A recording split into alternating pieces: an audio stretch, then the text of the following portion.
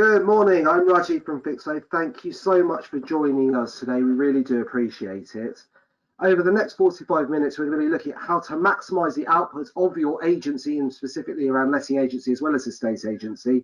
We're delighted by one of the industry's, I'll describe it, leaders and thought leaders today, and I'll ask him to introduce himself in a moment. We've got a huge amount to cover off, so we're going to get cracking.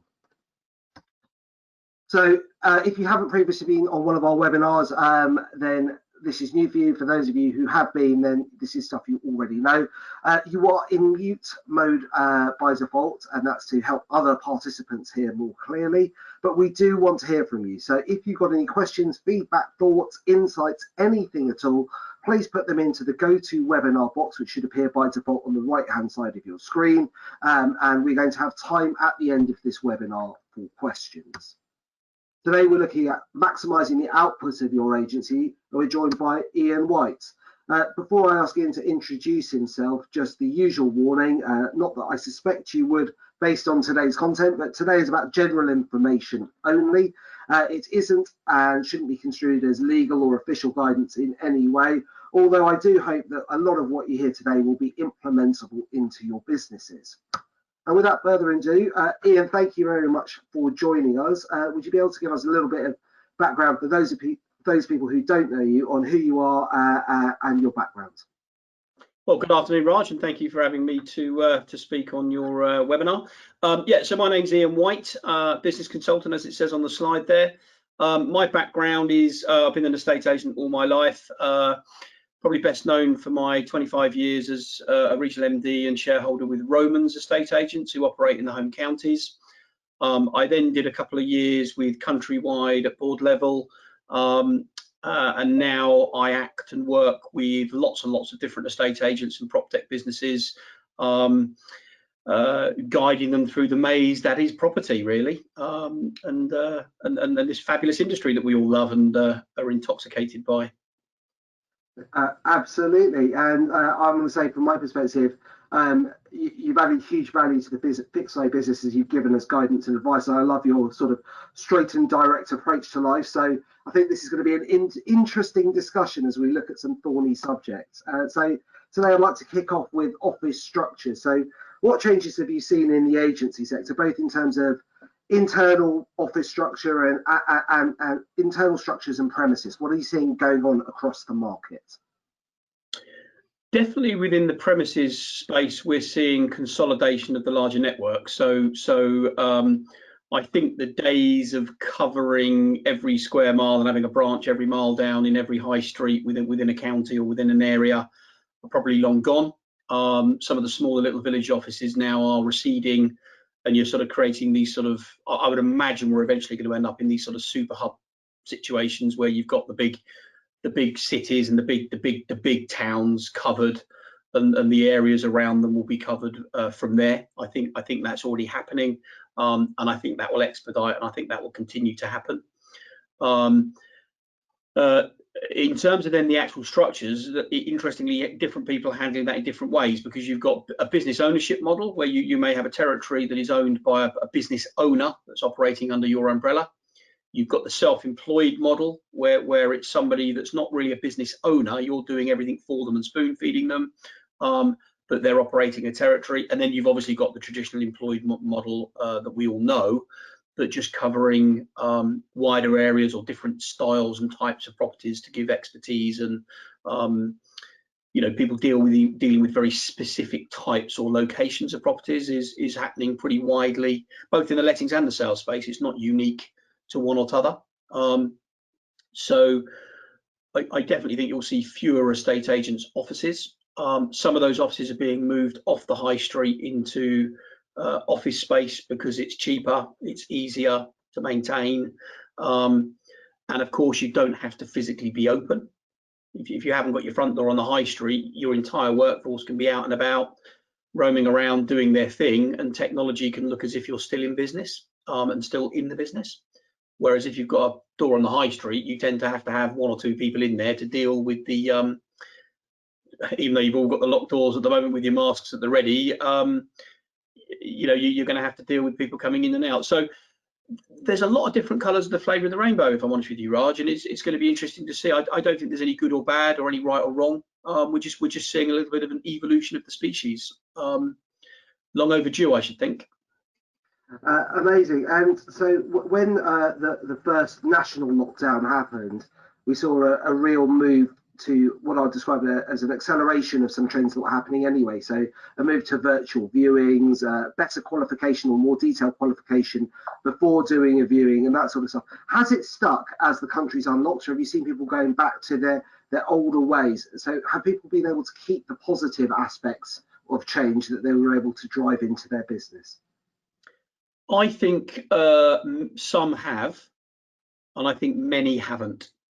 I think those that have kept moving forward and taken advantage of you know, the virtual idea of doing a virtual viewing or a virtual valuation, I think that has stayed ingrained and become part of the offering and part of the differentiation for, dare I say it, the more forward-thinking or elite businesses, or possibly just those with best leadership, because I think in most cases I've met, the leadership see that as the way forward, but the challenge has been that the leadership hasn't been able to get the workforce, the teams, the people that do it on a day-to-day basis to actually embrace it and carry it forward and stick with the new ideas, basically.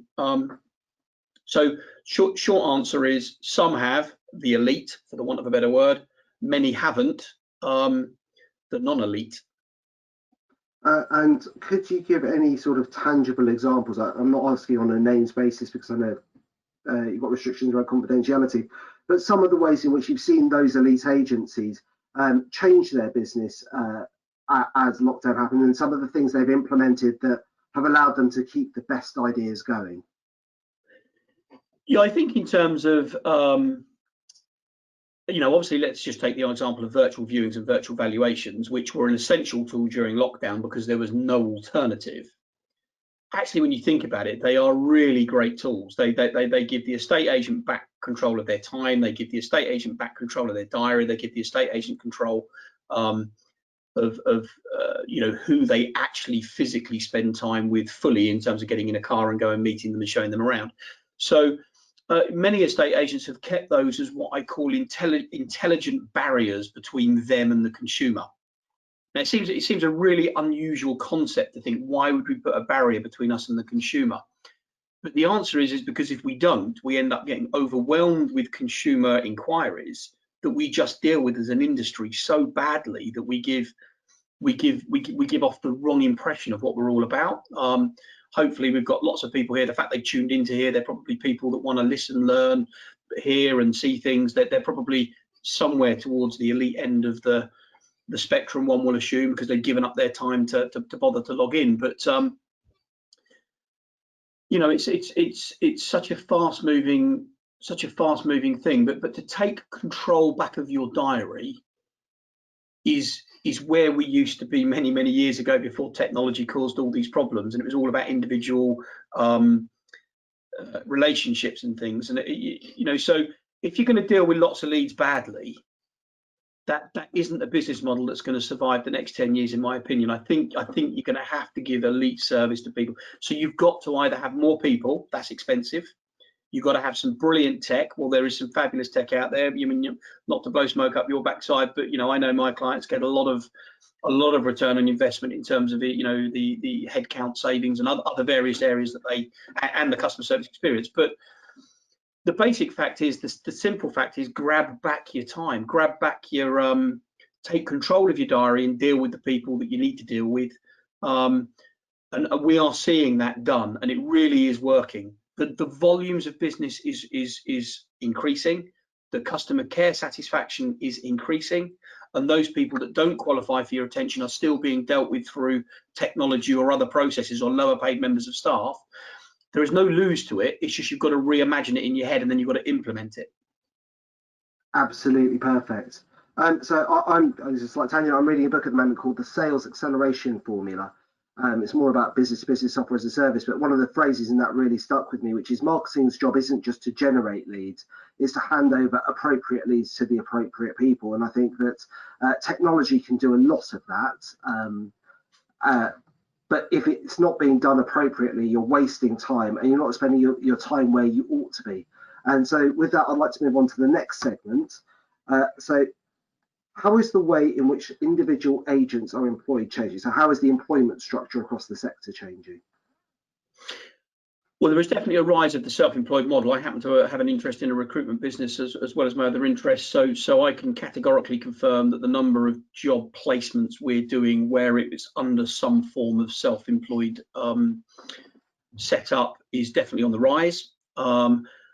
Interestingly, we're seeing people both with a job coming out of the traditional model and choosing self-employed. We're also obviously seeing those that have found themselves unemployed taking the self-employed route, either as a lifestyle change or as maybe it's the only option that's available right now. However, there are a couple of different versions of the self-employed model. So you've got the business ownership model, which only a limited number of people would in effect qualify. They might think they do, but they're business ownership model, the U-Move type of franchise. I'm a big fan. The Myers estate agents model, where you own your territory, it's your business, you're building something tangible, you can sell it, it's a business. You might earn roughly the same over a period of time, but there is an exit and a pension plan to business ownership. Self-employed, where you license a territory, is a great way of taking a bit of ownership and a bit of control and having a little bit of a work-life balance change, but ultimately you probably wouldn't have an asset to sell at the end. And then you have the traditional model where you might make no risk, you might take no risk, you might always have that money coming in on a day-to-day basis. And of course, that different types of people appeal to different types of models. What I would say to the agents that are rushing to build self-employed models, and I understand why you're doing it, before you start interviewing, make sure you have the process of the self-employed model in place. So I see a lot of people that will say, right, I'm interested in this guy, I want to employ him on a self-employed. What do I do? How do I make them self-employed? You shouldn't have been interviewing them for a self-employed model unless you really had that nailed down. And it is a little bit complex. You need to protect your data as a business. They need to protect the territory so that they don't just build the territory for you and you then flip them out and open up a shop or put an employed person in there. So there is a little bit of legality around it. There's the lead gen process, there's the branding process, the personal branding process. So if you're going to have a B2B model, which is in effect a person coming to work for you under your brand and then operating in a territory, have a B2B offering, have a B2B section on your website, let people know exactly what the offering is. It has to be a proper agreement. It's not a if you see it as an employee as a cheap way to increase your staff roster, you're doing it for the wrong reasons, in my opinion. If you're seeing it as a way to give people a great lifestyle, improve your brand, improve your customer service, widen your appeal geography-wise and skill set-wise, then yes, but make sure you strategize it fully before you start putting it to the marketplace, because you'll get it wrong, it'll frustrate you, your brand will get damaged, people will be saying bad things about your model, and you'll find it very hard to grow the self-employed model if you leave that track record behind you. Very interesting.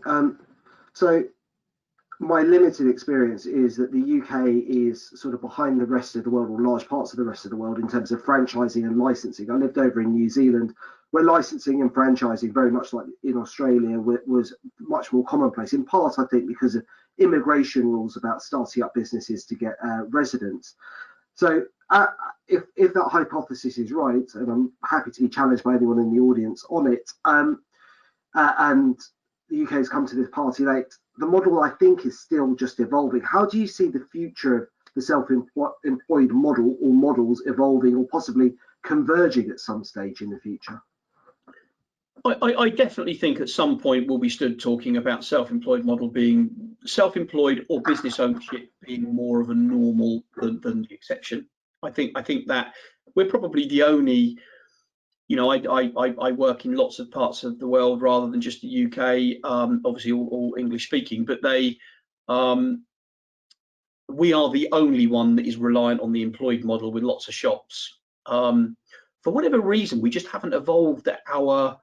Our industry hasn't evolved quite as well as it should have done. It just hasn't evolved in the way of the self-employed and business ownership, because there is no doubt that self-employed and business ownership models do create better service to the consumer in the end, because you have to survive. You have to feed your kids and family, and we all know what we would do to protect our families and to keep the roof above our head and to keep food on the table for our children. So the effort and the energy and the pride with which we go about doing our job is normally far greater in a self-employed stroke franchise stroke business ownership model.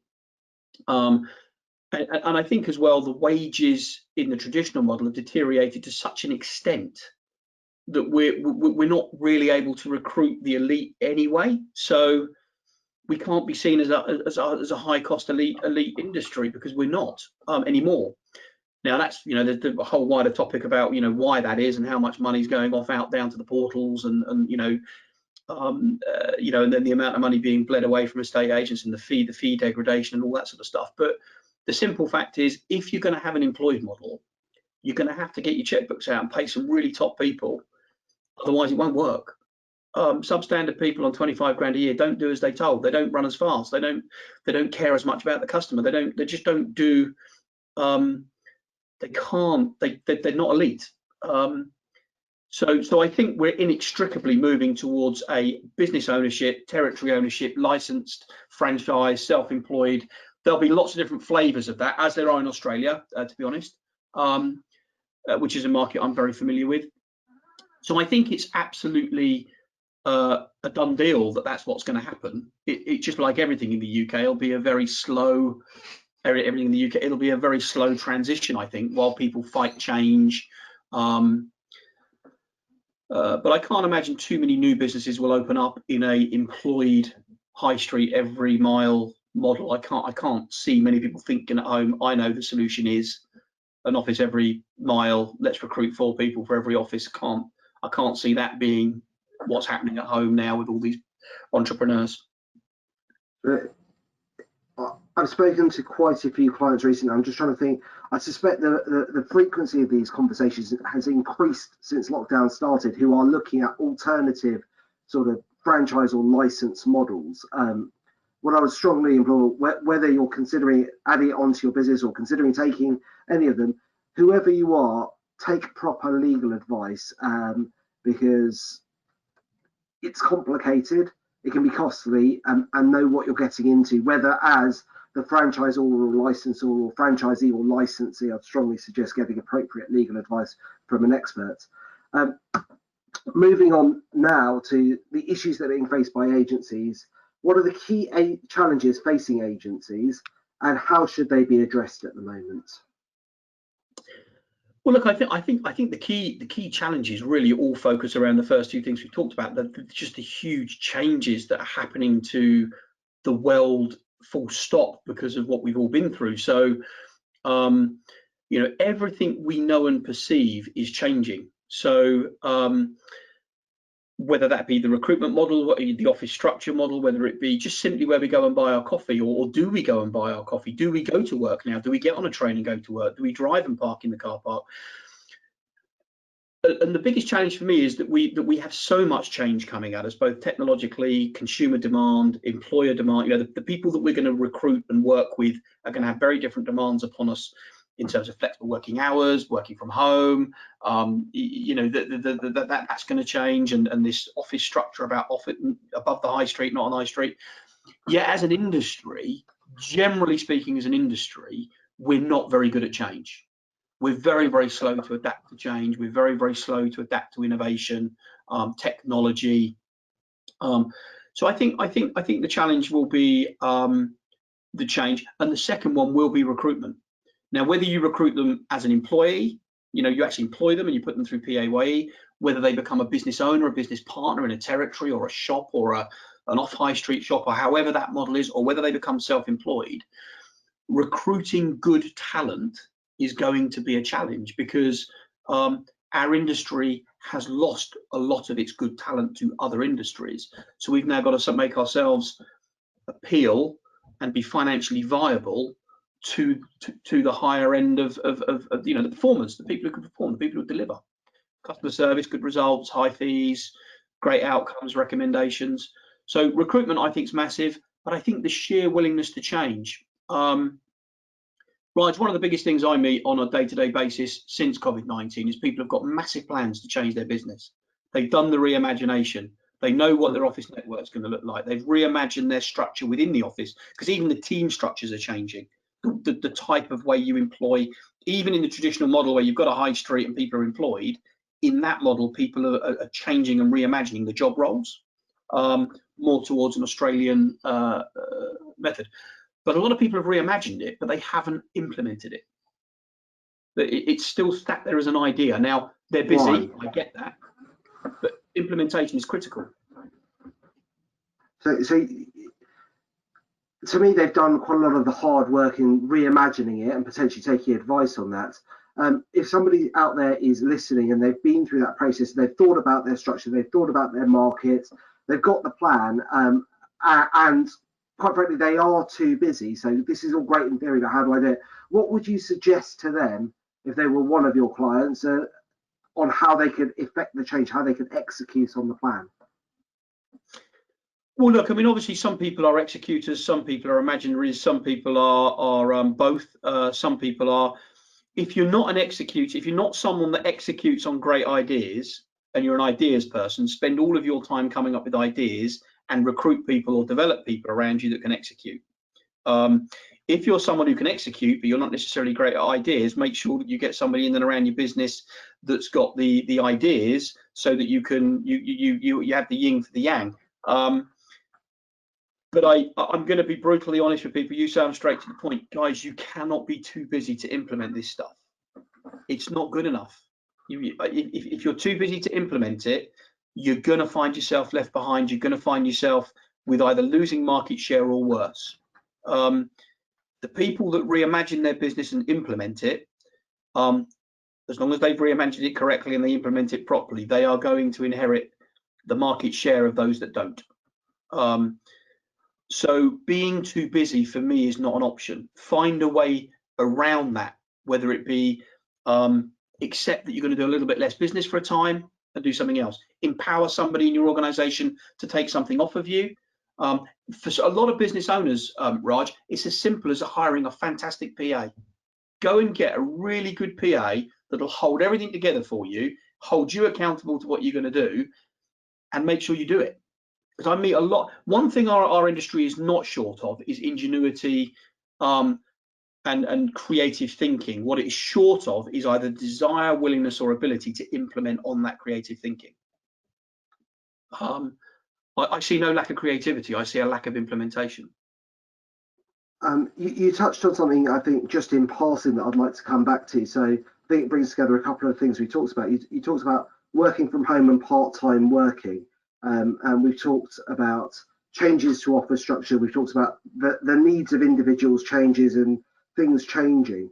And what have the best agents been doing, or from your experience, the best agents been doing, the elite, in terms of getting people back to the office or being amenable to part-time working or working from home? How is the market shaking out there amongst the best agents? Definitely seeing flexible working structures in terms of working hours. So you might have one team in, one team from home, on some sort of rota basis, where you get that chance to just take yourself out of that hot zone and you're in control of your activities. Because if you're not in the branch, the phone's not ringing, you're now in control of what you do, and you can make your outbound, do your customer care. So that sort of rotation between being in the office and working from home is good.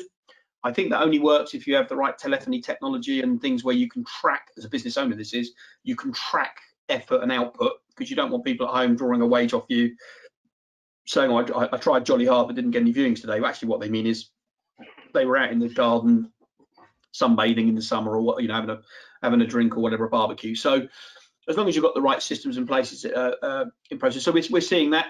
I'm seeing people now bringing in 4-day weeks. So instead of raising wages because of what might be coming around, they're actually saying to people, I tell you what, I can't raise your wages, but I only want you to work 4 days a week. But I want you to work 4 days a week, 2 or 3 hours longer than you used to.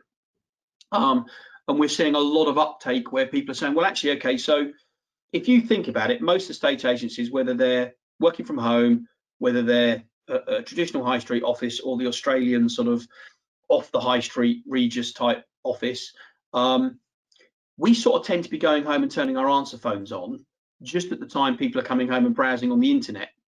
Mhm. So our model is sort of broken anyway, because when the consumer wants to talk to us, we're either driving home or going home to our own families. So extending the hours to be available, let's say just up until 8 p.m, for example, will make us much more accessible and available to the consumer when the consumer wants to be talking to us. But of course, we can't just ask our staff to work until 8 o'clock at night, because they're all going to leave, yeah? So an ingenuity way around that is to actually say, well, I'll tell you what, if you worked for 4 days a week, an extra few hours, would that work? Now, most people, a lot of my clients where that's happened, the staff have been really, I mean, some haven't because they have different problems, but generally speaking, there's been a really big uptake on that. So that's been an interesting thing that's come around in terms of trying to, and obviously they now use it in recruitment ads, 4-day week. Well, of course they're suddenly getting competitors that were dying the wool, had been working across the road for 10 years as the top list, are saying, hey, what's this about a 4-day week?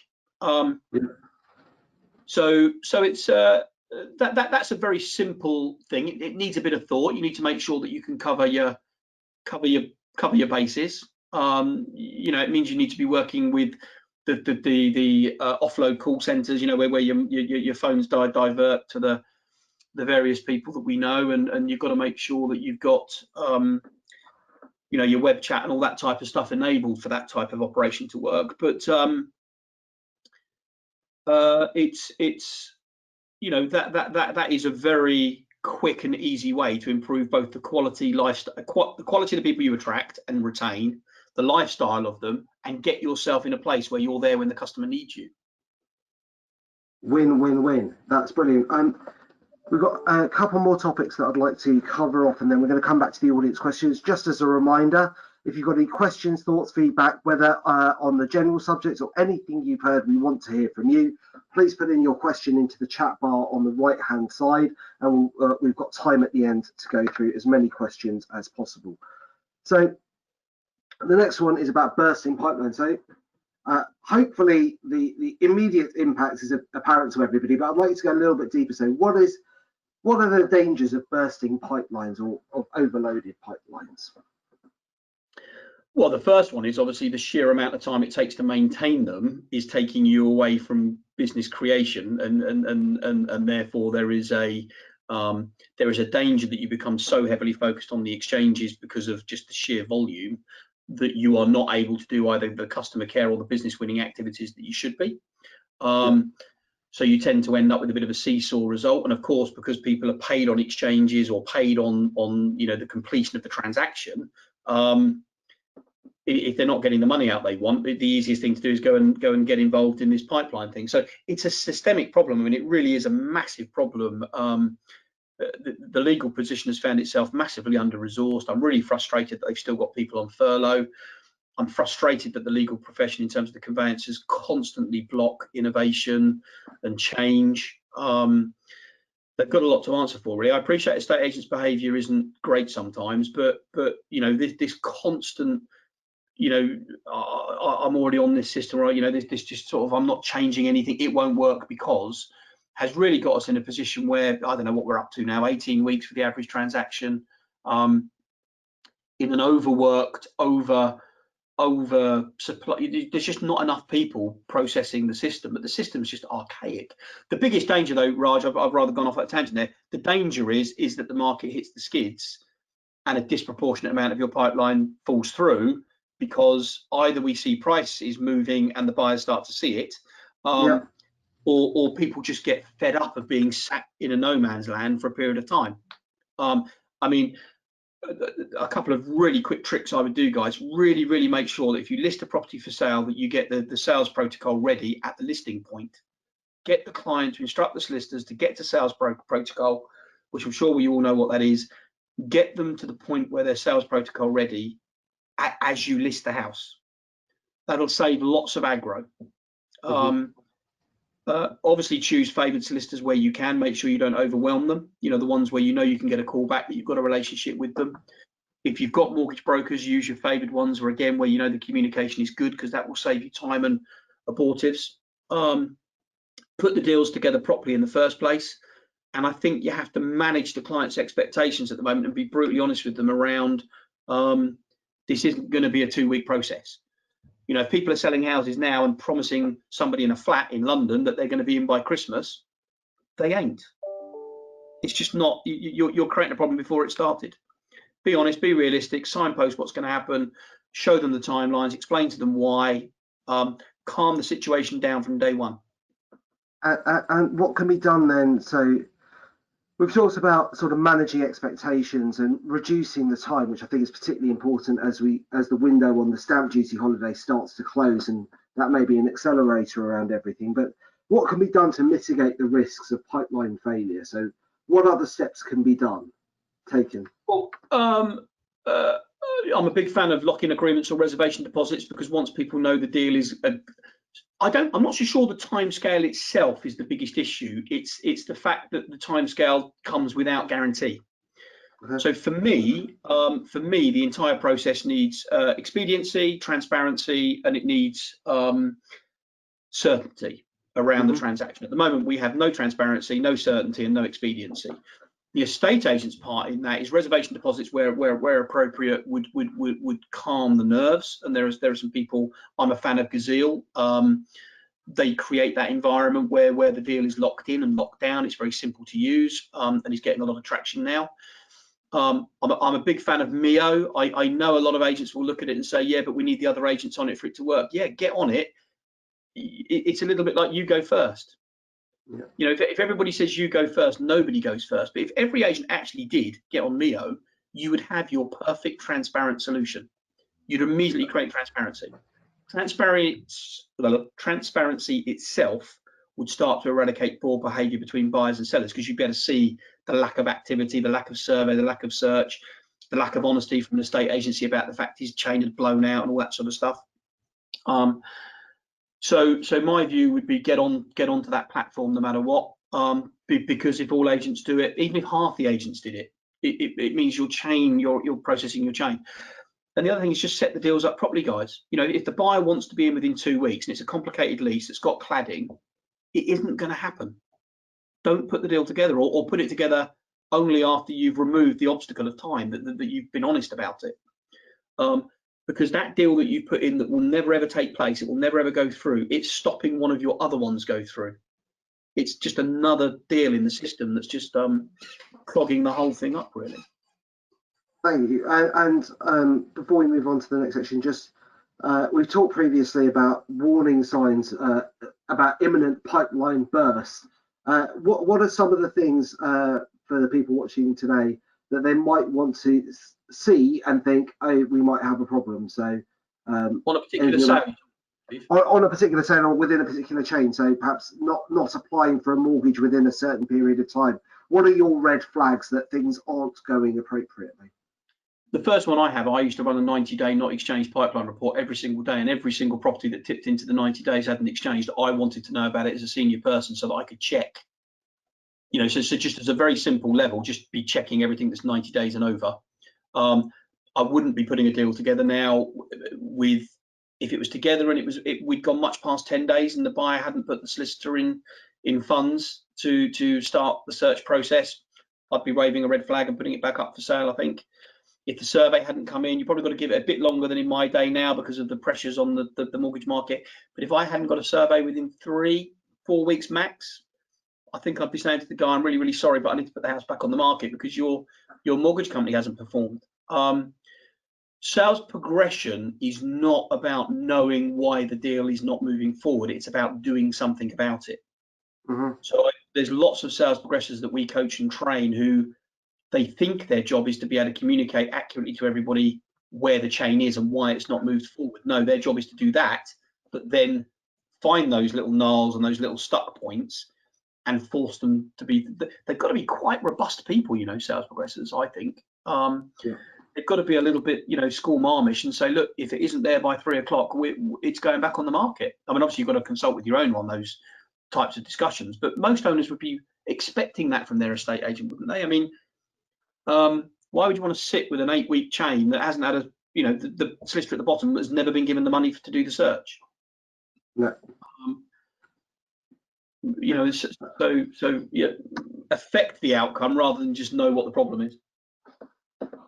Next, we're going to come on to a very broad question, which is, I mean, the situation is changing by the hour, if not the day. How can agency owners mitigate the risk of another downturn? So I guess if there is another downturn, which is still being debated whether there will be, and the property market seems to be amazingly resilient, in part because of government support over the past few months. But what could agency owners or directors who are on today's call do to prepare for any potential downturn? The number one thing I think they can do with their marketing is to over communicate to clients now, so that if and when there are problems down line, that they are front of mind. So a lot of agents have dumbed down the lead gen engines, dumbed down the social media, dumbed down certain things. Just keep feeding information of value into your marketplace, whether that's verbal, written, social media posts, newsletters, digital newsletters. I think it's a time to over communicate, because at some point, if this economic there is going to be an economic downturn, it's whether it affects the property market or not, and to what extent. My personal view is it will affect transactional volumes rather than it will affect prices. And I may stand alone on that, but I think it's more likely to have a little interruption on volume numbers than it is on prices, because I think there's so many other reasons why prices will be held to a degree, supply and demand, for example. But I think if you stop communicating now because you're just too busy to bother to do it, or too busy to think it's right, or why would you want to communicate now because you've got leads coming out your armpits, you're going to become out of sight and out of mind. So when the troubles do hit, you've got a whole load of people that are in a must sell or really want to sell scenario. They're likely to pick up the people that were very visible a few months earlier. They're likely to pick up the phone to the people that were providing information of value. Some of your branded topics that I know you provide, and the agents take the snippets, don't they? And they, your advice to landlords and things, constantly put yourself out there, as Christopher Watkins would say, put yourself out there as a local expert. It's not about bragging about what you've sold necessarily. It's just about putting information of value. But I would over communicate that right now. I would be doubling up on my social media to communicate, not about my success necessarily, but about information of value to the consumer. Landlord, seller, buyer, tenant, person who needs a mortgage. Keep talking to them, keep talking to them, keep talking to them. So that when they need you, and the real sellers and the real landlords that really need to fill their properties, and the owners that really need to sell their properties, and they're either not getting a good service from their agent, or they're coming into the market fresh, they'll turn to what they perceive to be the expert. In a time of strife, you turn to the best in class. Keep communicating heavily. Perfect. And one of the trends I saw right at the start of this was that some companies doubled down on their customer service and customer experience, and saw an opportunity to sort of pull away from the rest of their local market, and others really looked at that as an opportunity for cost saving. How do you think this is going to play out if there's another downturn, and what are the best agents doing? Well, look, we all have businesses to run, so there are P&Ls. So there may have to be some difficult decisions made if we move through more than a downturn and into something a little bit more unpleasant. So we do have to accept that business owners will have to look at their cost base. That is just obvious. However, I do genuinely believe, and arrogant as it may sound, my view has always been in any economic downturn that I've experienced when I've been the man in the hot seat, is I just make it my competitor's problem and not mine. I guarantee in every town, in every part of the UK, there will be enough people to move for every single good estate agent to make a very, very good living. I've made more money, or certainly made more market share gain when there's been a bit of trouble and strife around than I ever have when it's been easy going. Why? Because people turn to the best when it's tough. You can charge more when it's tough. In fact, actually, I mean, let's talk about one of the umbrellas that you can be putting up right now around your protecting yourself for economic strife. Put your fees up, guys. Some of you are charging too little. It's not enough. If the volume drops, your current charging model will kill you. Put your fees up now. Can we pick that up as one of the audience questions that's come through?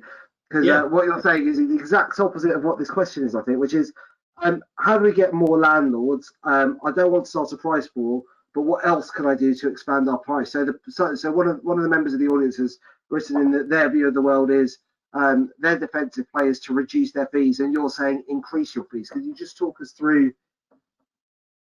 Yeah, look, I mean, reducing your fees is a panic measure, because if we did a straw poll of how many people are on here and said, right, put your hands up if you want to reduce your fees, they're all going to say no. So therefore, guys, you have to accept that when you do reduce your fees, you're doing it against your will. You're doing it out of panic. It's not a strategy. You're panicking. You're also assuming that the consumer always makes a decision based on fees. Well, they just simply don't. I think the statistics are, I know the statistics are 1 in 5 of the UK public on every research that's ever been done, every retail index, every 1 in 5 people make a decision on price. 1 in 5 people make a decision on price the other end. They can't be asked to do the research, don't check into the background of anybody or anything. They just simply buy the most expensive on the grounds that means it must be the best. So if you have a fee policy of go low, you attract one and you detract one. You stand still.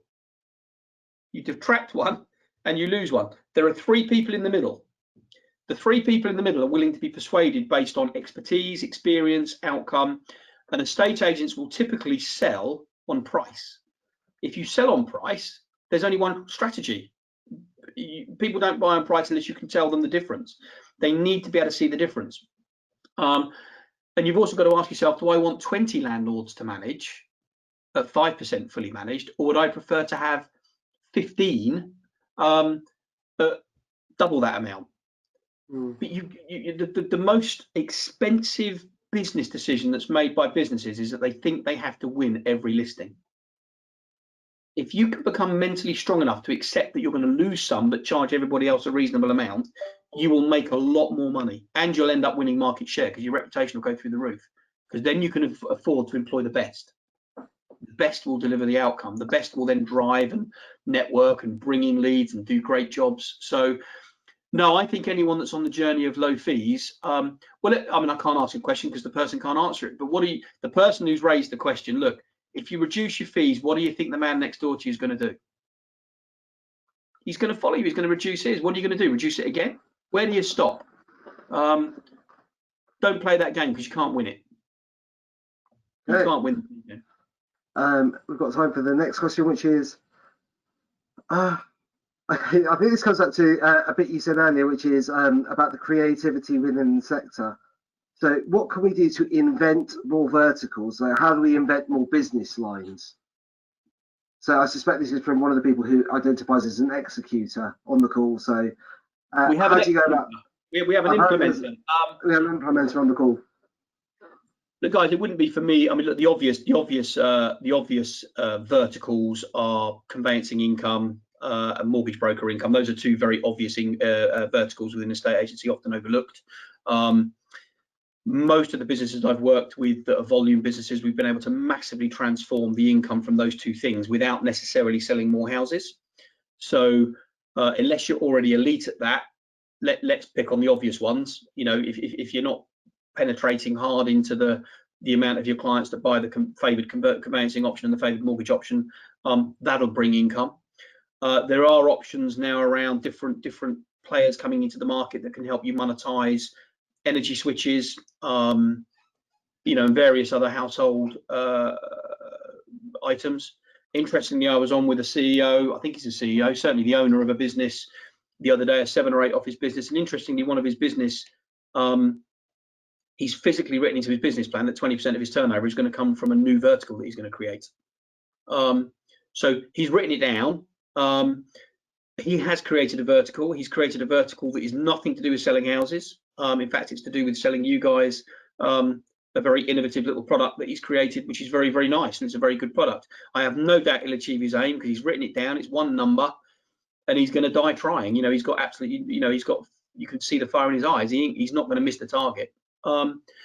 So I think it's down for the creative guys on here to think of their own ways, if it's outside of the obvious, just cross-selling. I think there's obviously a lot to do with energy, broadband, white goods, home,